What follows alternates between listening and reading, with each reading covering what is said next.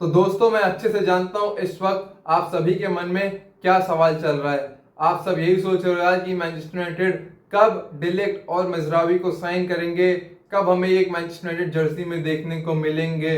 भाई, तो ये डील काफी क्लोज है होने में, क्योंकि personal terms between the club and the player have been agreed. लेकिन दिक्कत जहां आ रही है वो ये है कि transfer fee between the clubs is an issue. भाई, मजरावी की डील के बारे में बात करूं ना, तो मजरावी की डील तो एकदम फाइनल स्टेजेस पे है। de Ligt की डील अभी थोड़ी कॉम्प्लिकेटेड है, लेकिन मजरावी की डील डिपेंड करती है on the departure of Aaron वैन-बिसाका।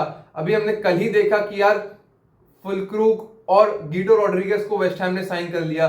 Guido Rodriguez को भाई आउट ऑफ नोवेयर ने साइन कर लिया एज फ्री एजेंट। अब वेस्ट हैम के बोर्ड ने क्लियर कर दिया है कि they are now fully focused on completing the Wan-Bissaka deal. और जैसे ही वो डील होती है ना, मैनचेस्टर यूनाइटेड मजरावी को साइन कर लेंगे, क्योंकि मजरावी की डील तो यार काफी आसान है मैनचेस्टर यूनाइटेड को कंप्लीट करने की। कॉन्ट्रैक्ट पहले से डिस्कस हो चुका है, 2029 तक का कॉन्ट्रैक्ट है with an option to extend for further year. Salary value सब डिसाइडेड है, बिल्कुल डिसाइडेड है। ट्रांसफर फी भी डिसाइडेड है, बस डिपेंड करता है कि वैन-बिसाका की एग्जिट कब होती है। अगर मैं de Ligt की बात करूं ना, तो बायर्न म्यूनिख को इस समर ट्रांसफर विंडो में एक नए सेंटर बैक तो बेचना ही है। उन्होंने क्लियर कर दिया है कि उपमेकानो को बेचेंगे नहीं, एरिक डायल को बेचेंगे नहीं।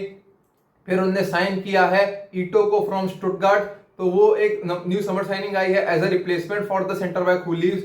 अब किम मिन जे और de Ligt की बात हो रही थी कि इन दोनों में से कोई लीव करेगा, लेकिन कल या परसों ही किम मिन जे ने भी कंफर्म कर दिया कि he will stay at Bayern Munich and fight for his position.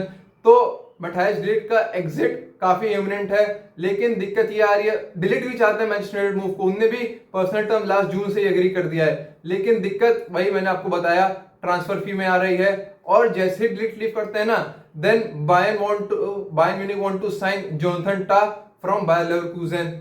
अब दिक्कत ये आ रही है कि बायर लेवरकुसेन को बायर्न म्यूनिख चाहते हैं कि वो सिर्फ 20 मिलियन यूरोज में ही जोनाथन टाह खरीद लें, लेकिन लेवरकुसेन वैल्यू करते हैं जोनाथन टाह को अराउंड 30 मिलियन यूरोज।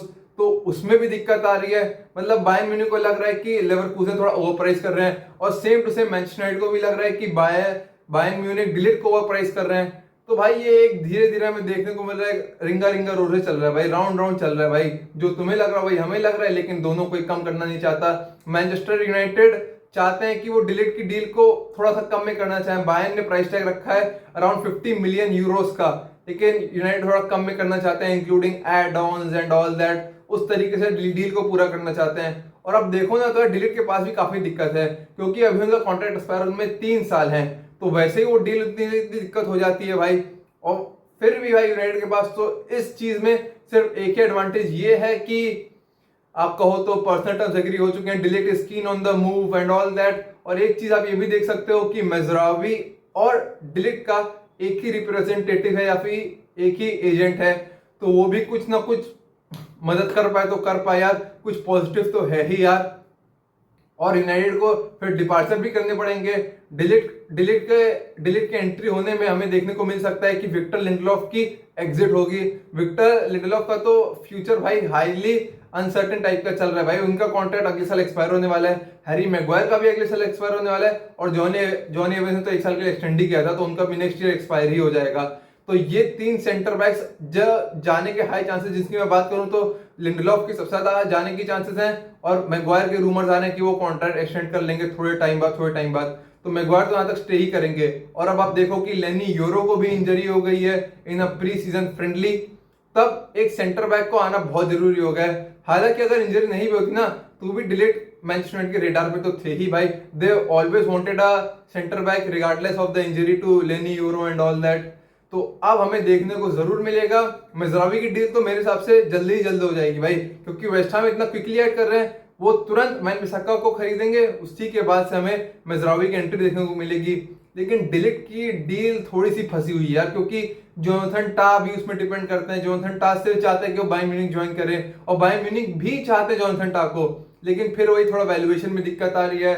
बायर्न सिर्फ 20 मिलियन यूरोस देना चाह रहे हैं, लेकिन लेवरकुसेन को 30 मिलियन यूरोस चाहिए। टाह का भी कॉन्ट्रैक्ट नेक्स्ट समर में ही एक्सपायर हो रहा है।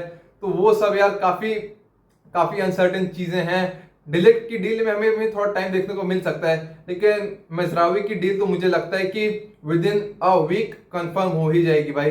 फिर अगर मैं बात करूं और भी डिपार्चर्स की फ्रॉम मैनचेस्टर यूनाइटेड, तो स्कॉट मैकटोमिनी का तो फ्यूचर आप देख ही रहे हो भाई, फुलहम कितना इंटरेस्ट दिखा रहे हैं मैकटोमिनी। उनने अभी अराउंड 20 मिलियन यूरोज की बिड सबमिट करी थी फॉर स्कॉट मैकटोमिनी, जो कि मैनचेस्टर यूनाइटेड ने रिजेक्ट कर दी थी। वो चाह रहे हैं अराउंड 30 मिलियन यूरोज की। तो भी अभी हम देखते हैं कि आगे कैसे कैसे ट्रांसफर विंडो में जैसे जैसे टाइम बढ़ता जाएगा उस डील पे भी हमें काफी डेवलपमेंट देखने को मिलेगा भाई। लेकिन Erik ten Hag is very keen on signing Mazraoui and de Ligt. भाई दोनों ही उनके अंडर थे आयाक्स में। भाई आप देखो जब 2018-19 में जो आयाक्स का सेमीफाइनल सीजन था जिसमें वो सेमीफाइनल पहुंची थी ऑफ द चैंपियंस लीग, तब उसमें यंग सेंटर बैक जो थे वो डी लिक्ट थे भाई, वो उनके कैप्टन थे भाई, youngest ever centre back to captain a team, और ऐसी कुछ स्टैट थी कि youngest captain in semifinal of the Champions League, और ऐसे ही कुछ स्टैट थी। तो भाई डिलीट को एरिक टेन हाग काफी हाईली रेट करते हैं। अभी मैं कल उनका इंटरव्यू भी देख रहा था ऑन स्काई स्पोर्ट्स, तो लग रहा था उसके अंदर एरिक टेन हाग के अंदर मुझे काफी कॉन्फिडेंस देखने को मिल रहा था। वो काफी होपफुल थे कि अभी हमें और साइनिंग देखने को मिलेगी इन डिफेंसिव पोजीशंस। तो मेरे हिसाब से तो यार वेस्ट हैम जैसे ही कंप्लीट करते हैं ना वन-बिसाका की डील, तब हमें तुरंत देखने को मिलेगी मेजरावी की डील, और थोड़े टाइम के अंदर डिलीट की डील भी हमें देखने को मिलेगी। यार थोड़ी मुश्किल है उस डील को करना, क्योंकि वही थोड़ा प्राइस वैल्यूएशन और वो सब दिक्कत आ रही है। लोग कह रहे थे कि लेनी यूरो को भी यूनाइटेड ने काफी महंगे में खरीदा और वो सब, तब यूनाइटेड थोड़ा सा प्राइस को लेके सेंसिटिव है। लेकिन चलिए मेरे हिसाब से ये दोनों डील्स कंप्लीट हो जाएंगी, मेजरावी की तो विद इन अ वीक, और डिलीट का अभी थोड़ा टाइम लगेगा, लेकिन जहां तक वो हो ही जाएगी। Thank you guys for watching this video. अपने थॉट्स कमेंट सेक्शन में जरूर बताइएगा, आपको क्या लगता है यार कि मैनचेस्टर यूनाइटेड कब साइन करेंगे इन दोनों प्लेयर्स को, और स्कॉट मैकटोमिनी की एग्जिट कब होगी, जॉनथन टा बायर्न म्यूनिख कब ज्वाइन करेंगे एंड ऑल दैट। जो भी आपके थॉट्स है ना जरूर बताइएगा in the comment section. Thank you guys, have a nice day, bye bye.